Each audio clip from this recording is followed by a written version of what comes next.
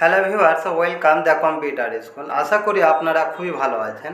আজকে আলোচনা করব মাইক্রোসফট এক্সেলের একটি গুরুত্বপূর্ণ ফর্মুলা হচ্ছে ভিলুকা ফর্মুলা। এই ফর্মুলা আমরা বিভিন্ন ক্ষেত্রে ইউজ করে থাকি, কিন্তু এই ফর্মুলাকে কিভাবে ডাইনামিক করা যায় তা নিয়ে আজকে আলোচনা করব।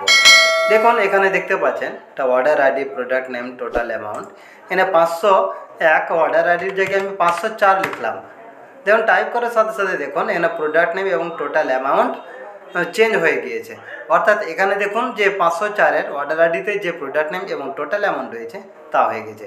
আবার দেখুন 507 দেখুন সঙ্গে সঙ্গে চেঞ্জ হয়ে গেছে। আবার যদি এখানে দেখুন 511 ট্যাব টাইপ করলাম, এবার দেখুন এখানে 511 টাইপ করলাম, এখানে দেখুন ইরর সিগন্যাল দেখাচ্ছে। তারপরে দেখুন আরেকটি টেবিল দেখাচ্ছি আমি। এখানে দেখুন এই জায়গাতে 501-এর জায়গায় আমি 506 দিলাম, দেখুন অটোমেটিক চেঞ্জ হয়ে গেল।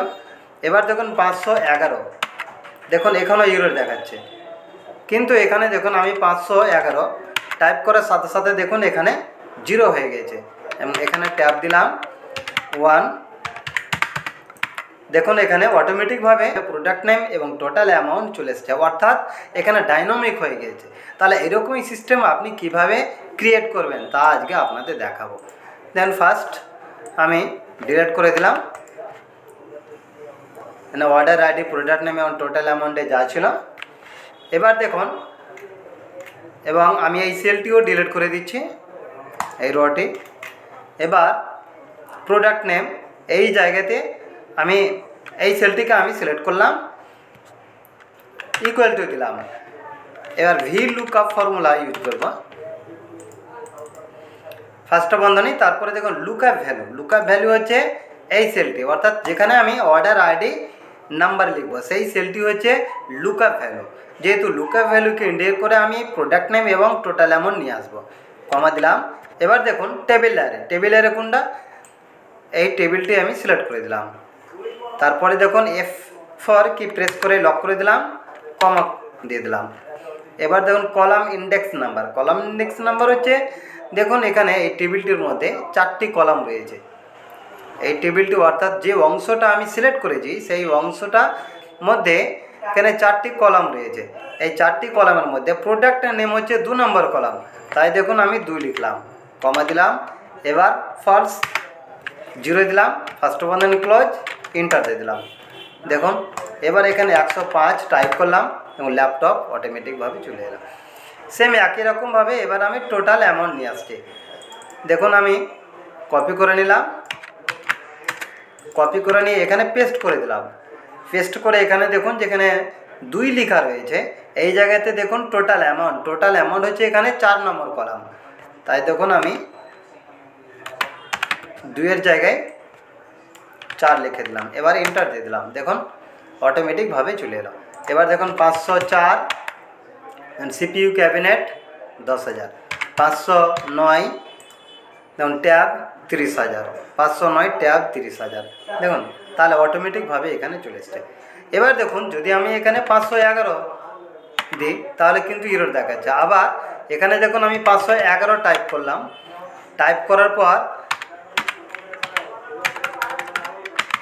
ল্যাপটপ দিলাম 1 পিস,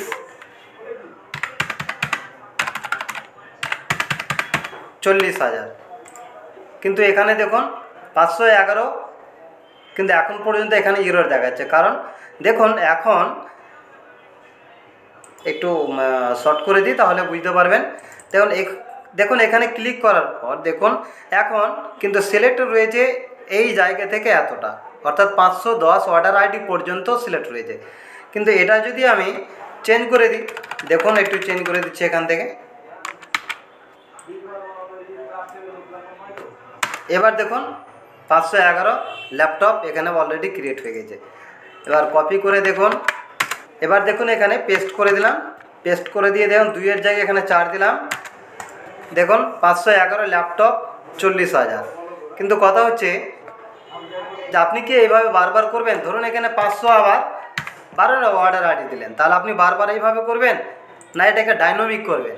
তাহলে এটাকে ডাইনামিক করতে হবে। কিভাবে করবেন দেখুন, এই যে টেবিলটি রয়েছে দেখুন, আমি ডিলিট করে দিই তাহলে একটু সুবিধা হবে। দেখুন এই যে ডেটাগুলি রয়েছে, ডেটাগুলিকে আমি সিলেক্ট করে দিলাম।